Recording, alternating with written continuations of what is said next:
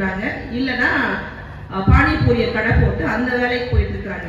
North இந்தியால இருந்து அண்ணன் சொன்னாங்க பாத்தீங்களா, ஒரு நாளைக்கு 10,000 பேர் வராங்கன்னு. எதை கொண்டு வந்து வச்சுட்டு இருக்காங்க? ஒண்ணு கஞ்சாவை கொண்டு வந்து வச்சுட்டு இருக்காங்க, இல்லைன்னா பானிபூரிய கடை போட்டு அந்த வேலைக்கு போயிட்டு இருக்காங்க.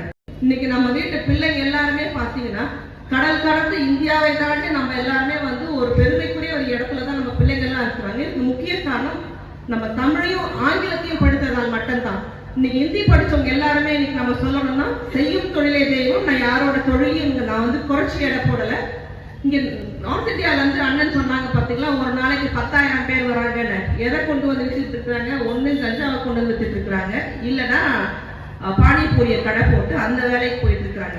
பட் படித்த நம்மள வீட்டு பிள்ளைங்க கடல் தாண்டி சென்று ஒரு சயின்டிஸ்ட் ஆகவும், ஒரு மருத்துவராகவும், ஒரு என்ஜினியர் ஆகவும், அங்க ஒரு கூகுள்ல வேலை செய்யக்கூடிய அந்த அளவுக்கு நம்ம வந்து முன்னேறி சென்றிருக்கோம்.